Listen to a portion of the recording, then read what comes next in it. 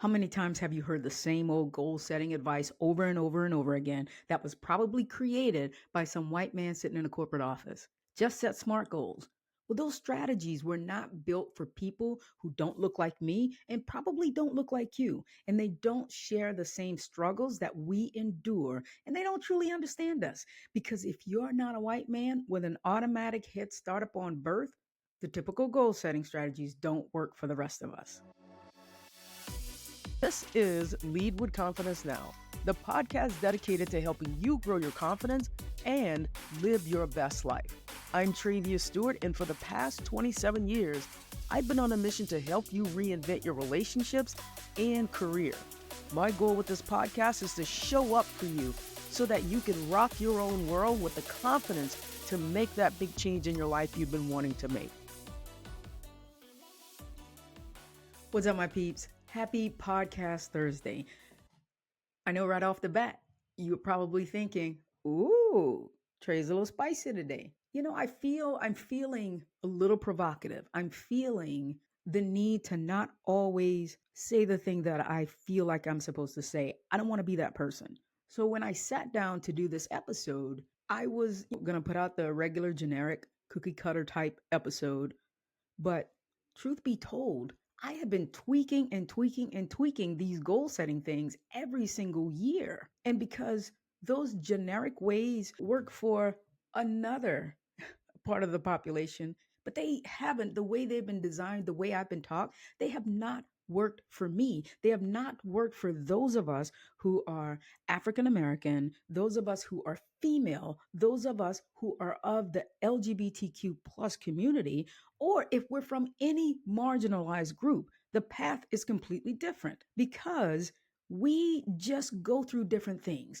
I spent a lot of my life overcoming self-doubt because I thought I wasn't good enough because I was gay. I thought I wasn't good enough because I was black. I thought I wasn't good enough because my hair was short. Whatever it is, it goes on and on and on and on and on about it. Whenever we're talking about setting goals and how to achieve those things look different to someone and for someone like me. And possibly if you're listening to this podcast, you relate to a lot of the things that I say, and it probably looks different to you as well, because goal setting and the action of doing it is not about just doing this systemized approach where we don't see examples of people like us doing what we want to do.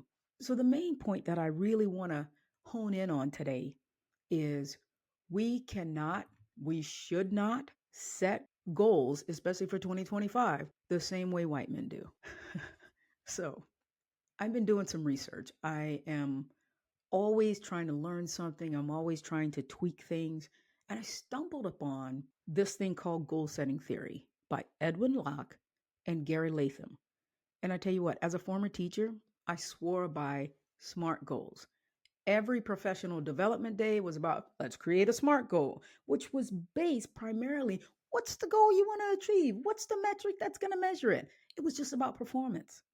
It was also about how can we get it done as fast as we can. But the missing ingredient was the need to learn how to do that thing. And that's what I have been skipping over. And it's important, so important, to now integrate, implement the skills that we need to learn in order to achieve these goals. If you're trying to do something that you've never done before, like starting a business, maybe you're switching careers. Maybe you are trying to build a personal brand. Maybe you're trying to run a marathon, write a book. Well, there's a learning curve, which is why so many people, including myself, used to, or maybe still, identify with this thing called imposter syndrome. Now, we were discussing this the other day in one of the mastermind programs I'm in. And for something, the way it came up was, if you're trying to do something that you've never done, that you don't have the confidence to go out, you don't even have enough courage to go out there and try it, that's where that term imposter syndrome comes from. And it's just that we haven't done that thing yet. So we feel like imposters because people who have done it are already good at it, whatever that thing is. But I want to release you from identifying with imposter syndrome and just go, you know what? I just haven't learned that thing yet, but I will learn it, because if for something we've never done, especially some of these goals that we're setting, there needs to be some integrated time to learn. And my peeps, I love learning. And so I'm always trying to get better. I'm always trying to improve. And so taking time to actually implement this into your goal setting, the learning part was incredibly empowering for me. And I know it seems small. It may seem like duh, but you know what? I was skipping over it. I was trying to just hit the goal and just kind of put stuff out, and then I would feel some kind of way when the stuff didn't produce the way I wanted it to produce. Because as a member of the LGBTQ community, as an African American, as a female, as a member of a marginalized group, I've spent most of my life chasing goals using instructions and directions from people who have never faced my challenges or walked in my shoes. We hear it all the time. Gary Vee, work harder, do more. Hard work alone doesn't help you get there. It doesn't cut it when you're fighting, generational barriers, when you're fighting self-doubt every step of the way because you're worried about being criticized, you're worried about being judged because you don't see examples of people who look like you, people you can relate to, people who have walked the path that you're trying to walk that you can relate to. When I started my coaching business and I just started coaching, you see, I had no clue how to market myself. None. Because I was a theater major. I can teach people how to transform their lives. I can teach people how to reinvent themselves. But writing copy, running ads, having funnels, you can just forget it. And for years, I've been struggling with that part of my business. And I have a tendency, I sit and I reflect on it. Sometimes I have these negative feelings of why haven't I succeeded at the level that I want to faster than I have? And truth be told, I didn't succeed faster than I wanted to because I didn't know what I needed to know. I didn't know what I needed to learn. And I always felt like I was behind everyone else. So it's easy to go, do these 5 steps. Well, shit, if you don't know how to do those 5 steps, those 5 steps mean nothing. And then you're just following 5 steps without any sense of mastery. You're just doing something because someone else said to do it and you're not learning anything. So it wasn't until I identified this missing link, this missing piece of the puzzle. And this allowed me to shift my focus, my whole entire attitude and perspective, and giving myself time to learn it, and actually giving myself time and giving myself the awareness and the ability to just suck at it first, to just suck at copywriting, to just suck at doing all those things that marketing requires. Like me, I was expecting to have it all figured out. Are you expecting to have it all figured out and then beating yourself up because you haven't achieved it yet? Because what I know is how to help people reinvent themselves. I know how to help people align their thinking with their actions. I know how to help them improve their mindset. I know how to help them become the person that their goals require them to be. So before you get out there and you're like, I want to write a book, we want to learn how to actually write and structure our ideas. Before maybe starting a new business, maybe starting a new project, we want to learn the basis of what that thing requires, especially with a business, learn business financing and marketing. Before switching careers, you may want to figure out what are your transferable skills that you are great at, and then learn what is required in the ropes of your new industry that you may be transitioning into.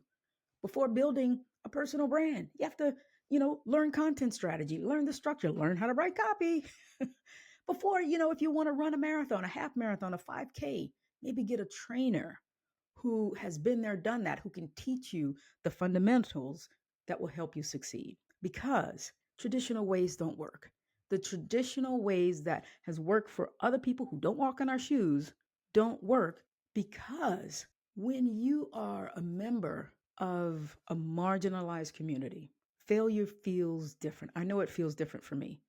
For me, it feels heavier. It feels like such a greater level of disappointment because of the gravity, because of the weight of trying to prove something to myself, to my family, my partner, my friends, to the world. And when that thing fails, it feels like, sometimes I'm carrying 1,000 pounds. Not that I've ever actually carried 1,000 pounds, but you know what I mean. So when we're thinking about it, if we, myself included, don't build the muscle of failure and then let us off the hook and go, how can I treat this as just information? How can I learn from that and not repeat those same things that I did the last time, which is part of the work that I want you to do, is looking at the things you did in 2024, learning from them, and how can we not make those same mistakes in 2025? What I want you to take away, most importantly, from this episode is using the goal setting theory, which revolves around getting clarity, having a vision. What is it that you want to accomplish? In order to do this, figuring out, how do you want to feel? Because in everything in life, we do things because we want to feel a certain kind of way or we want to avoid feeling it. Because I know for me, I am more motivated by the pain of not having achieved that thing that I said I wanted. At the end of life, when I look back on my life, if I haven't done the things that I really wanted to do, I will have a level of regret. I know this. I already know it because I future pace all the time. So you want to figure out, how do you want to feel? And then go to 1 year from today, 1 year from when you're doing this, and ask yourself, how do you want to feel in December? Do you want to feel invigorated? Do you want to feel successful? Do you want to feel like you've achieved everything? Do you want to feel fulfilled? Do you want to feel like you're on top of the world? Well, in order to have clarity, what is that thing that you want to do that, if you will have done it by the end of 2025, will help you feel the way you want to feel? And so when we're talking about getting clarity, it's getting clarity on goals that are actually measurable and they're tangible. So instead of just saying, I want to lose weight, maybe say, you want to lose a certain amount of pounds. You want to lose 25 pounds. You want to lose 15 pounds. Instead of saying, oh, I just want to run faster, we'll choose, like, if you run 3 miles in an hour, I'm just making this up, right? If you run 3 miles in an hour, maybe you're going to lower that to, I'm going to run 3 miles. I'm going to cut 5 minutes off my time. I'm going to cut 10 minutes off my time, whatever that thing is. I'm not a runner, so I'm just really making that up. But I'm just trying to make a point that, make it tangible, something that you can measure. So at the end, when you get to it a year from now, you're like, yep, I did that, or no, I didn't do it. And what are the things that I can tweak for next year if I still have that goal? And then the next part of this goal setting theory is, you want to have that vision of what you want, but you also want to challenge yourself, because if it's a goal should push you. But I believe they must also be attainable. Like, don't, if you are 55 and you're like, I really want to go to the Olympics as and be the fastest woman in the world. You might not be able to do that. Just saying, I don't know. But you want to make sure it's something that you can do. Make sure it's something that's attainable. Because if the goal feels impossible, it just becomes demotivating. And think about something when you're setting your goal, when you're setting your vision, when you're setting the challenge of it. You want to think of, what is something that you already feel confident in, and stretch from there. Like, I already feel confident in having and helping people get transformations. I know I can do that all day long in the park with my eyes closed, with my hands behind my back. I know I can do that. So coaching was a next best transition for me from being a theater director. And so I'm using that skill that I built for 24 years to transition into coaching, which has allowed me to be a badass coach. So starting with that and stretching from there. And then you also want to find, with a level of relatability, role models who have actually walked a similar path that you're trying to walk. Because when you see someone who looks like you, who talks like you, who is just like you, that you can relate to, and that person has done the thing that you want to do, it reinforces your belief that you can do it too. It's definitely done that for me. Like, I see someone like Oprah Winfrey who has achieved such a level of success, and I can look at Oprah and go, okay, she's a Black woman who has achieved a high level of success. but I don't want to be a talk show host. I don't want to be a producer and have my own station, my own network. I want to find people who are like in my industry, people who are walking this path, people that I feel like are 4 steps ahead of me. Those are the people that I relate to. Those are the people that I look at and say, "Ooh, okay, if they can do it, now I know that I can do it." After being relatable, after really finding something that challenges you, you want to be emotionally connected to this goal by having that vision, but also writing it down. Writing it down just makes it so much more meaningful because when you're writing it down, like in the sense of writing a letter to your future self, and when you're writing a letter to your future self, you write the letter as if things have already happened. You write it, I have, let's say your goal is to make $250,000. I am so grateful and happy that I have made $250,000 by building this new business where I have hired 2 people for my team and whatever that thing is, but you write it like you have already done it. But one of the missing things that sometimes I feel like goes unnoticed is write a second letter, one from your future self to your present self. Because I believe nobody knows you better than you know yourself. And because you know yourself so well, you know the hiccups you're going to come across. You know when you're going to feel self doubt. You know if you fail, how you're going to act.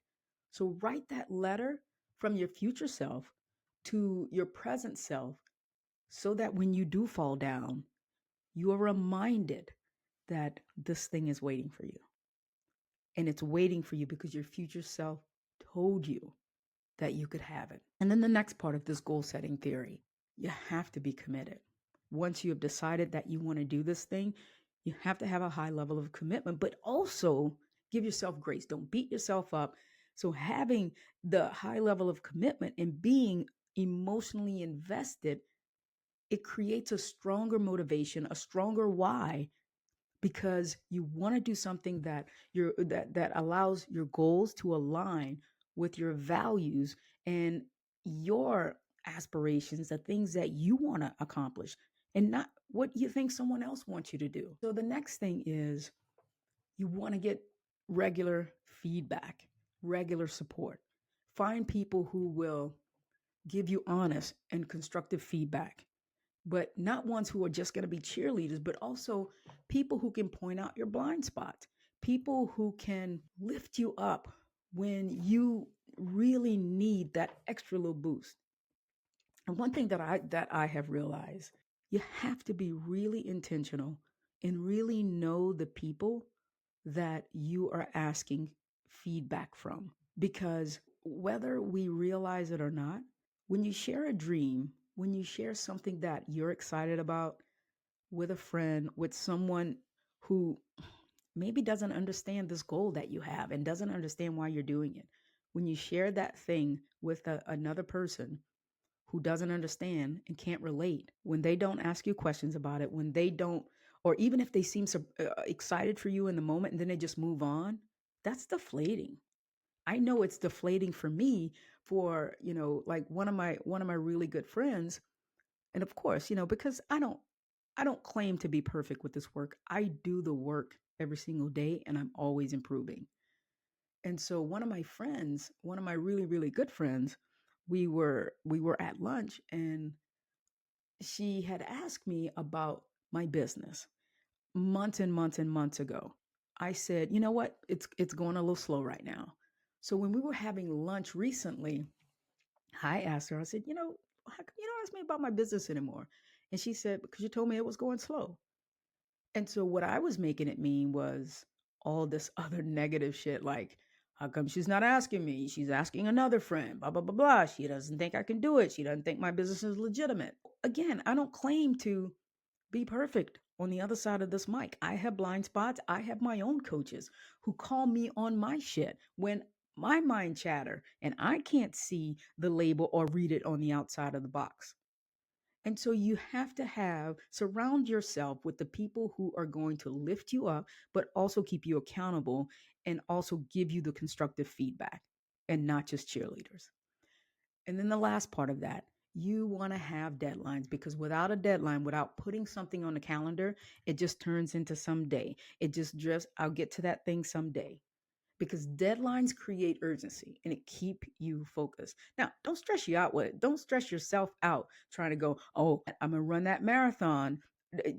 Today we're in December and I'm running that marathon by February. February 28th, I'm running that marathon. Well, that's going to stress you out. And I'm not sure, if you are not a runner to begin with, it's probably not going to happen. Think about what timeline can be timely for you, also challenge you, and also stretch you a little bit. But then it also has to commit you to doing that thing. Like, something that's going to commit you to doing it more than like one day a month. Something that is like, I need to put together a plan so that I have weekly things that I have to do, maybe daily things that I have to do, that's going to amount to a whole list of things that I am going to review at the end of the week, that I'm going to review at the end of the month, that we have a system of, these are the systems that I'm putting in place, I'm implementing, and I'm getting feedback on it, and I'm reflecting and looking at what worked and what didn't work. So that's it, my peeps. That's what I have for you today. And what I want you to really take away from this episode is, setting goals isn't just about following the recipe of someone you can't relate to. It really is about just taking that as a starting point, taking that as a foundation, and then figure out how it can work for you. Figure out how you can tweak it. Figure out, maybe you need to add something. Maybe you need to subtract something.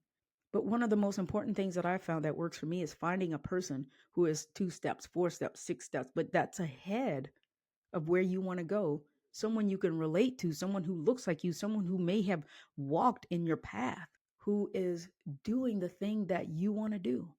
Find that person, look at what's working for them. And finding that person, you will see an example of someone who looks like you, who is like walking through the same struggles and the challenges, similar things, right? And when you see that person, it will give you confidence. It will give you hope and optimism that you too, that I can accomplish those things as well. All right, my peeps. So whether you are doing something big in 2025, whether you're starting a business, whether you're running a marathon, whether you are chasing a big dream that, completely feels out of reach, start with that foundation and tweak as you go. But really take the time to stop and enjoy the ride. Stop and challenge yourself so that you can always be growing. Because again, I'm a believer that if you're not growing, you're dying. We want to make sure that we're challenging ourselves with these goals in a way that's helping us grow, and especially helping us grow into a growth mindset. For this podcast, take what you've learned from all the episodes, and I hope you're putting it into action. Now, if you would like some help, if you don't want to do this work alone, if you have some goals that you want to accomplish, I would love to help you reach your next goal.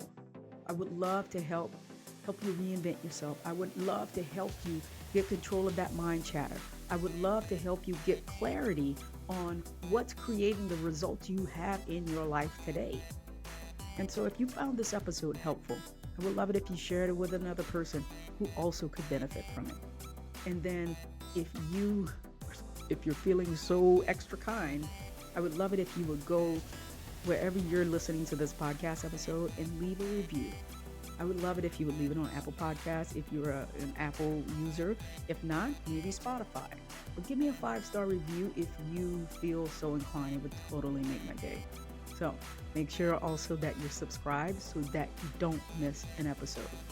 All right, my peeps. I got one more episode coming out before January 1st, and then this will be the end of this season, and look for the next season and what we're going to focus on.